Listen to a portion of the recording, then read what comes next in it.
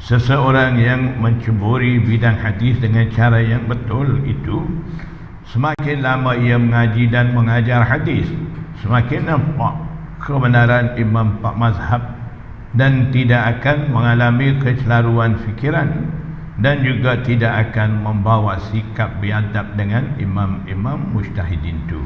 Itu kena ingat. Syekhul Hadis Maulana Zakaria Al-Kandalawi, dia yang selalu kata, saya ni makin lama belajar ilmu hadis, makin lama mengajar hadis. Lama mana dia mengajar hadis? Tahu. Daripada umur dia 20 tahun dah mula mengajar Bukhari. 20 tahun kita duduk mana? Dah pandai Bukhari ke? Belum lagi. Dia 20 tahun umur dia, syekh-syekh dia tunggu-tunggu, dia suruh dia mengajar Bukhari dah. Tengok, Syekhul Hadis Maulana Zakaria Al-Kandalawi, daripada umur tu sampai 55, hampir 60 tahun umur. Berapa puluh tahun. Khususnya dia mengajar hadis, yang lain pun semua dia pandai mengajar juga. Lepas tu syarah hadis pula, Aujazul Masalik, syarah Muwatta Imam Malik dalam bahasa Arab, berapa jilid? 16 jilid.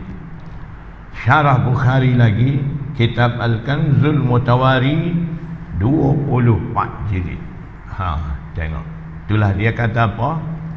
Makin lama saya belajar, makin banyak saya mengajar, makin banyak saya menulis syarah-syarah hadis, makin itulah saya nampak kebenaran dalil-dalil imam-imam mazhab tu. Kalau makin baca hadis, makin nampak kesalahan imam mazhab tu apa dah jadi. Boleh buat putusan di situ. Maknanya kita boleh agak orang tu tak belajar lagi betul-betul ilmu hadis tu. Belajar juga tapi tidak ikut cara betul, dan juga dia tidak ada lagi banyak pengalaman di segi mengajar dan sebagainya. Jadi daripada situlah celaru fikiran dia, dan dia tolong celaru fikiran umat Islam. Dia tolong juga, bantu umat juga. Dengan cara tu dia dah jadi bingungkan umat Islam. Kalau dia duduk bingung seorang tak sedap, ramai ada pengikut bingung sama dengan dia, jadi lagi hebat, lagi sedap. Jadi tak apalah kita duduk bingung seorang, celaru fikiran seorang tak apa, jangan kita menyesatkan orang lain pula.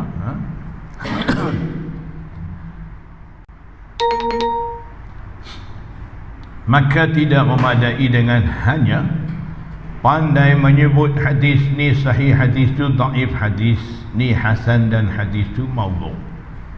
Kebolehan setakat mengenali hadis seperti itu dikira orang itu baru dapat kulit luar ilmu hadis. Musnidul Hind, muhaddis akbar Imam Syah Waliullah Muhaddis Ad-Dahlawi menyifatkan ilmu mengenal hadis, ilmu riwayatul hadis sebagai kulit luar ilmu hadis. Riwayatul hadis ni biasa kita letak seorang syekh, kemudian ramai-ramai baca kitab Bukhari, baca pagi, petang, siang, malam, gilir-gilir baca, syekh duk dengar, duk ngesah, anggap kepala. Anggap kepala ni syekh duk ngesah hadis ke, dia pun duk ngantuk ke, salah satu daripada dua lah. Dia anggap kepala. Murid pun baca.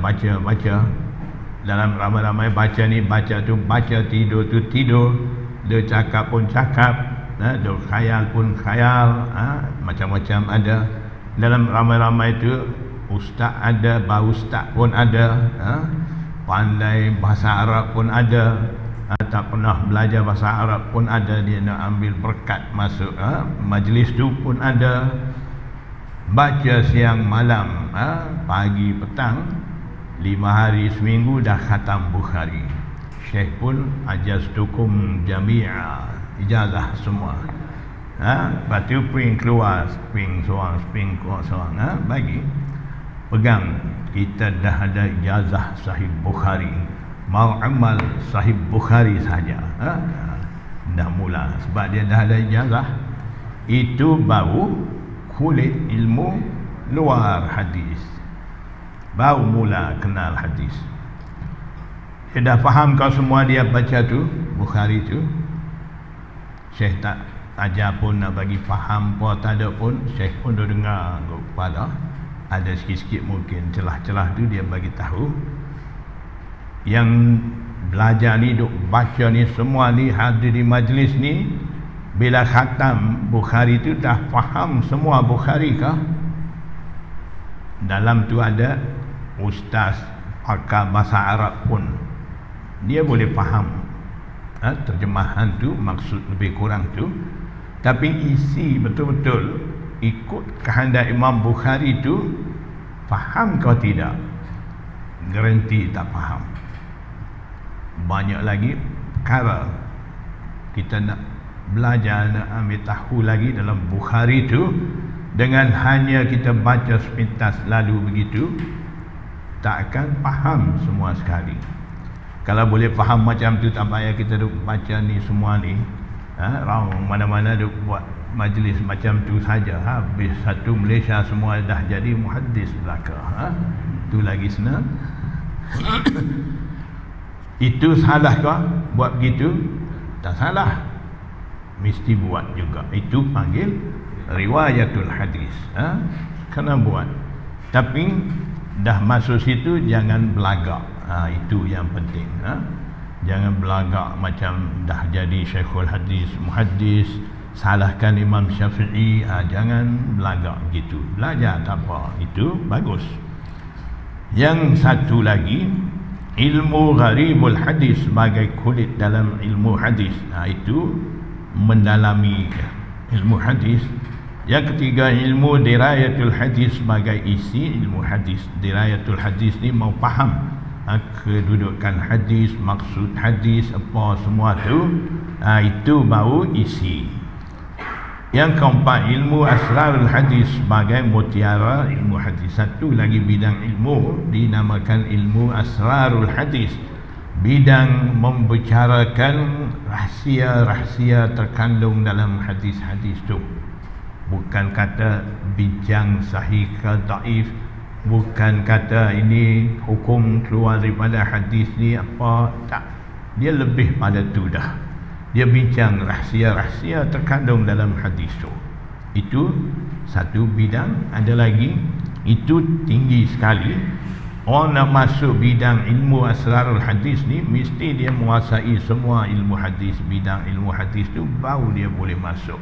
Lagipun lain-lain ilmu tafsir, ilmu alat, semua mesti dia mahir, barulah boleh faham bidang tu.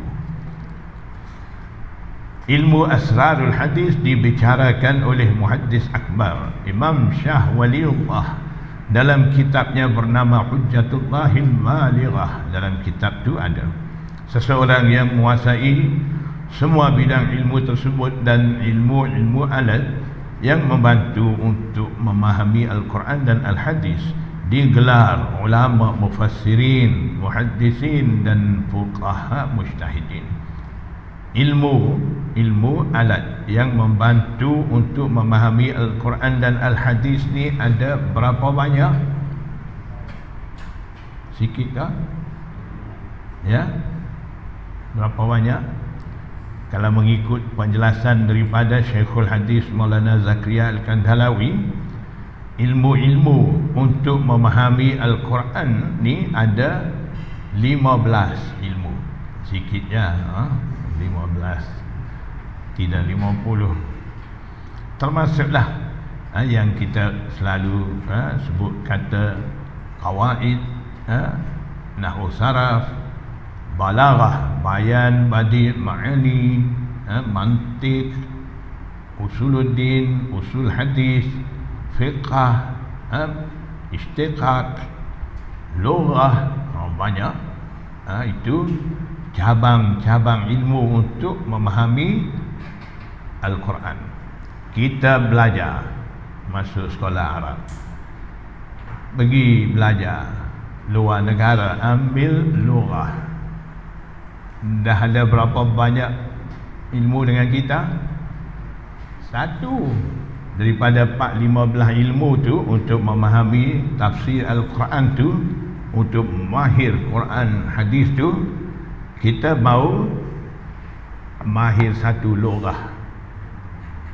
Baguslah, dah mahir lughah, dah jadi pakar bahasa Arab, boleh baca kitab-kitab Arab. Itu tidak bermakna dia tu dah jadi mufassir, muhaddis, ataupun dia dah jadi mujtahid mengatasi ilmu imam-imam mazhab. Tidak. Baru dia dapat asas untuk pergi jauh ke depan lagi, banyak lagi nak belajar dengan ilmu yang dah ada dengan dia tu.